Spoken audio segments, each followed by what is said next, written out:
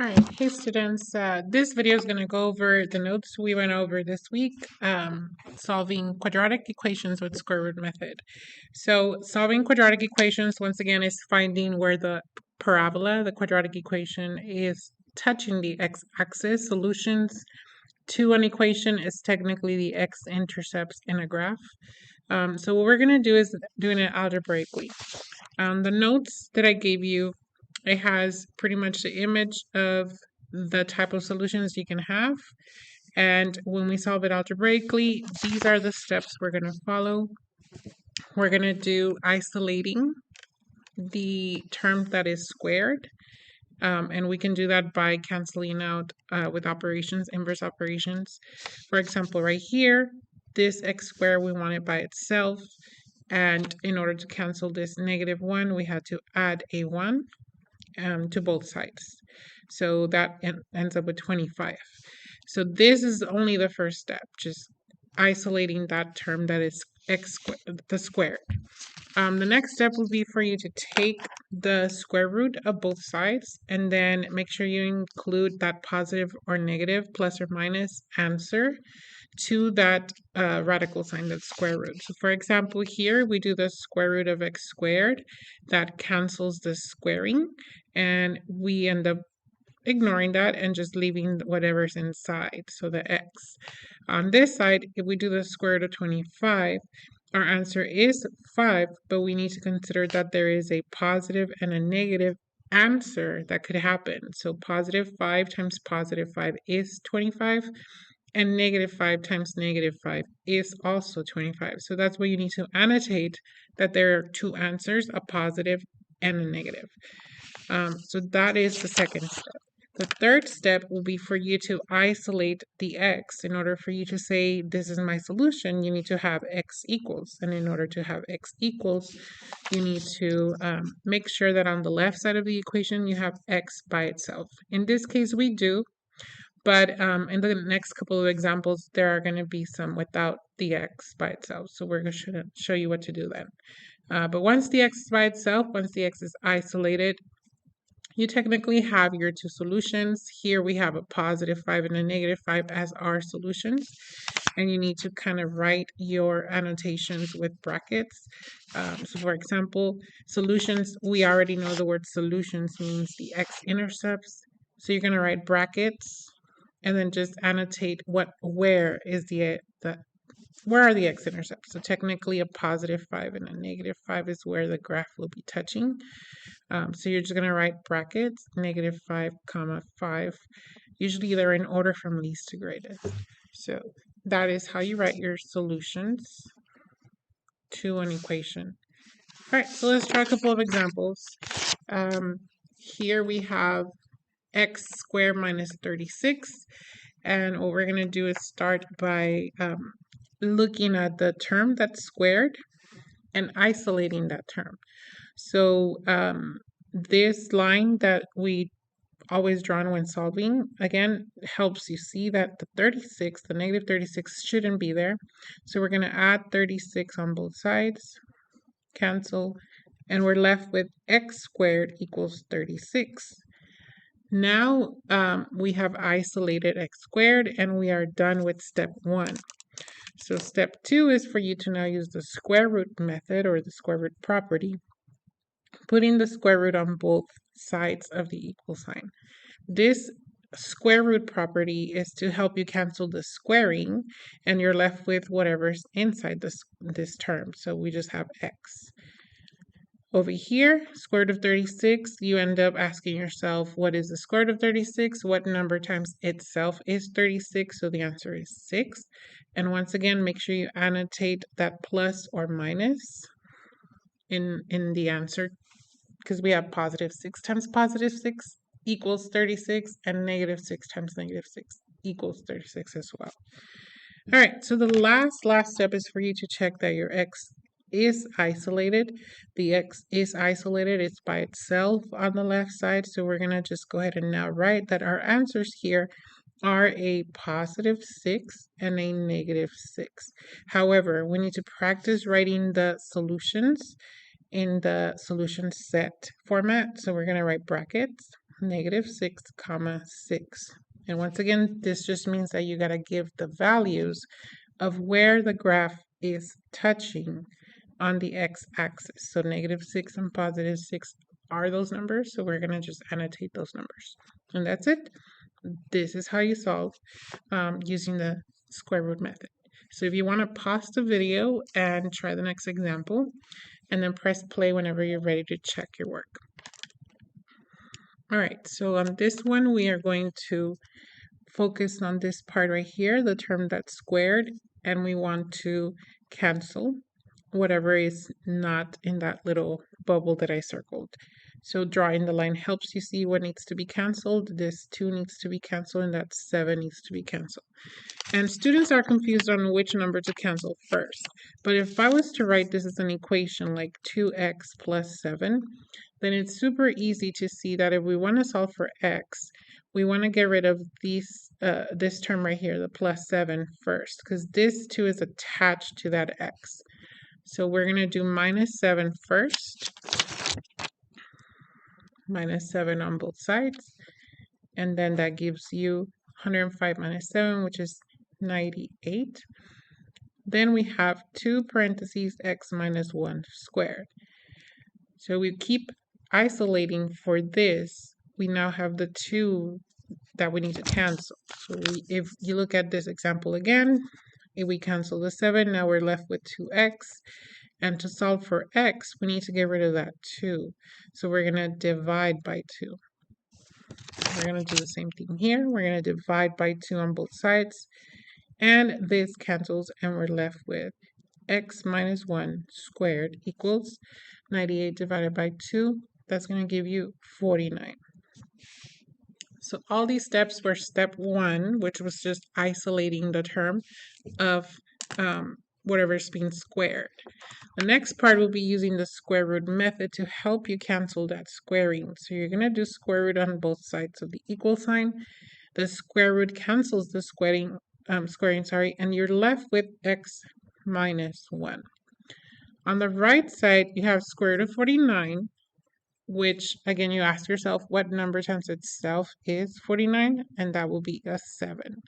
So these are perfect squares. 36 is a perfect square, 49 is a perfect square, but if you happen to not get a perfect square, then you're going to see what happens in the next problem.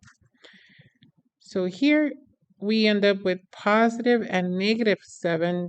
Remember that you do have the positive 7 times positive 7 equaling 49, but also negative 7 times negative 7 equaling 49. So you got to consider both answers here. So the last step here is to isolate the x. In this case, we do have a step here of that minus 1. We need to cancel that minus 1 by adding 1. And then now that will give us the x by itself. So what happens on this side is you understanding that you have a positive 7 that is being added to 1, and then you have a negative 7 also being added to 1, which results in 2 solutions. 7 plus 1 is 8, and negative 7 plus 1 is negative 6. So if we have the annotation with the brackets, we're going to write negative 6 comma 8. Okay, and that, if you need a visual, is a parabola touching at negative 6 and 8. Okay, pause the video if you want to try the next example on your own. Press play when you're ready. All right, so on this example, you're going to isolate this term that is squared.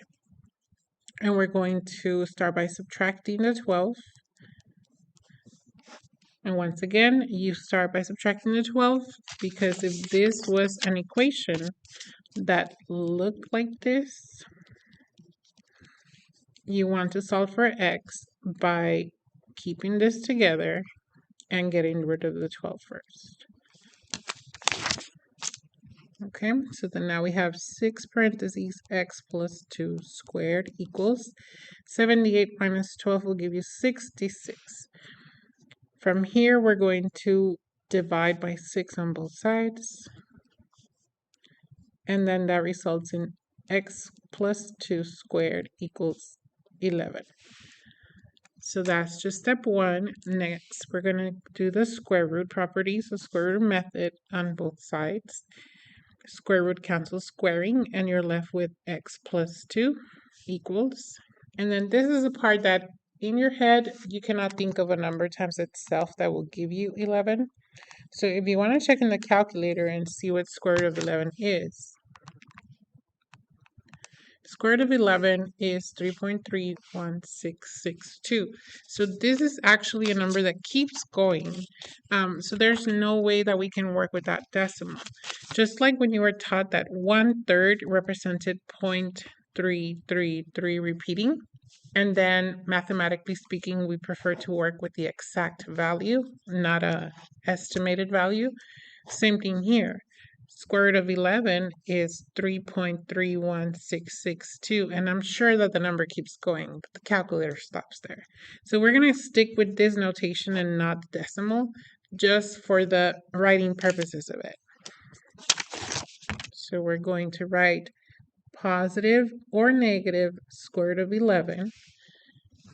And then the last step here is to isolate the x. We're going to do that by subtracting 2 on both sides.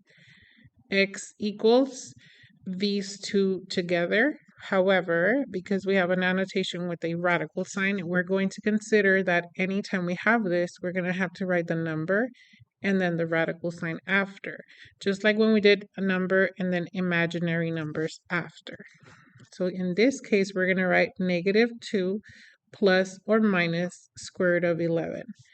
And this is technically the simplified notation, but if you wanted to understand what this means, it just means that you have an answer that is -2 plus the square root of 11 and an answer, a solution that is -2 minus the square root of 11. And as far as a visual of what this means, if you were to use your calculator, you can calculate what these values are. So -2 plus square root of 11, and that is going to result in 1.3. And then -2 minus square root of 11, and that will result in -5.3. So that means that if we graph it, we're going to find that it touches around -5.3 and then 1.3. So they're not exact values, but it's an estimation around where the graph will be touching the x-axis. All right, so last problem with me. Pause the video if you want to try it on your own, and then press play when you're ready. Okay, so following the pattern we've been doing, we're going to circle the term that is squared, and we want to isolate that. So we're going to do -70 or -70 on both sides to cancel that. Okay, so next we're going to do 6 minus 70, which results in -64. Now we're going to do the square root method on both. Square root cancels squaring, so we're left with x minus 14. Square root of -64. This is you remembering that square root of -1 equals I. So anytime you have a negative in there, you're going to result with an I. So if I take out that negative, you will have I square root of 64, or actually plus or minus I square root of 64. And now if you focus in square root of 64, that will result on that 8. So this actually comes out to positive or plus or minus 8I. And then we have x minus 14 on this side. Last step is to get the x by itself. So we're going to get rid of that 14 by adding 14 on both sides.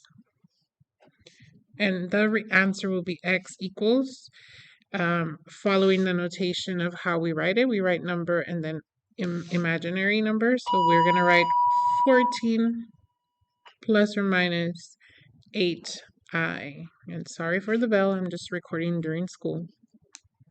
So here is your notation as far as the answer. Now, because this is an imaginary number, we cannot convert this into a decimal that you can see of where it's touching.